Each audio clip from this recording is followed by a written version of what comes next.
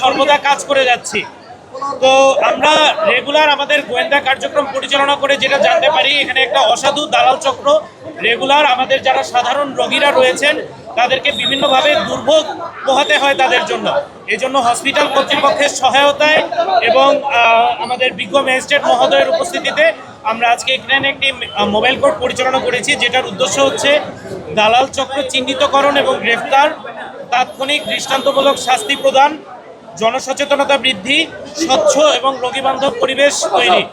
আমাদের র্যাব 2-এর অধিনায়ক মহোদয়ের বিশেষ নির্দেশনায় এবং র্যাব সদর দপ্তরের নির্দেশনা ক্রমে আমরা এই মোবাইল কোর্টটি পরিচালনা করেছি। আমরা সকল জনগণকে আহ্বান জানাবো যে আপনারা দালাল চক্রের প্রলোভনে পা না দিয়ে সরাসরি হাসপাতাল প্রশাসনের মাধ্যমে আপনাদের সেবাটা নিশ্চিত করবেন।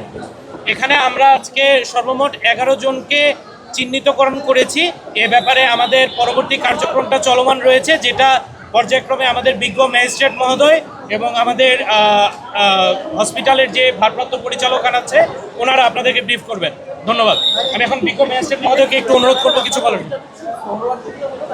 না, আমাদের সোহরাওয়ার্দী পঙ্গু হাসপাতাল, হৃদরোগ ইনস্টিটিউট, এই 3টা হসপিটাল জুড়ে আমাদের অভিযানটা পরিচালনা করা হয়েছে।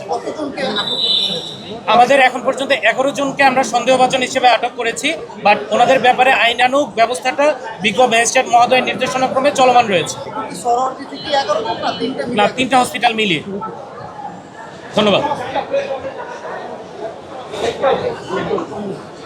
যেটা আমাদের চলমান অংশ, আমাদের আইন শৃঙ্খলা রক্ষার যেটা দালাল বিরোধী অভিযান, যেটা চলমান, আমাদের পক্ষ থেকে, আমাদের প্রশাসনের পক্ষ থেকে আমরা প্রতিনিয়ত রোগীদের যেটা ইয়ে করার চেষ্টা করি, তাদের ব্রিফ করা এবং তাদের অ্যাওয়ারনেস ডেভেলপ করা, তারা যদি দালালের সব করে না পারে, এটা আমাদের হসপিটালের প্রশাসন থেকে আমাদের এটা একটা চলমান প্রক্রিয়া।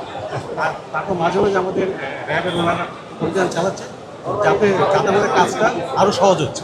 আপনারা কি পদক্ষেপ একটু জানতে চাই যে আমরা দেখেছি যে দালাল চক্র তাদের বেশিরভাগ সহযোগিতা হাসপাতালের অনেক কর্মকর্তা জড়িত থাকে, অনেক স্টাফ জড়িত থাকে, তাদেরকে চিহ্নিত করে মানে এর আগে অনেকবার করা হয়েছে, তাদের বিরুদ্ধে কী ব্যবস্থা বা আপনি যে সচেতনতা যে এইগুলো যারা সহযোগিতা করবে তাদের বিরুদ্ধে কঠোর ব্যবস্থা, এরকম সচেতনতা বৃদ্ধির জন্য আপনারা কী করছেন?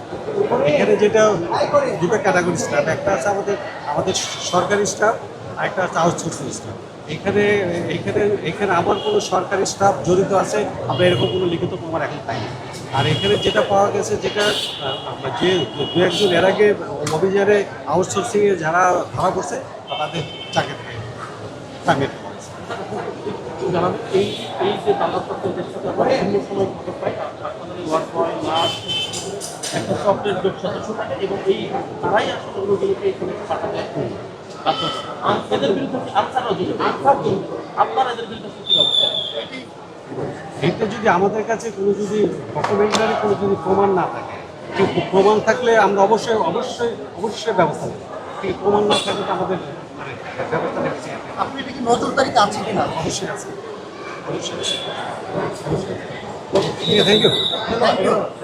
কি নাম বলুন?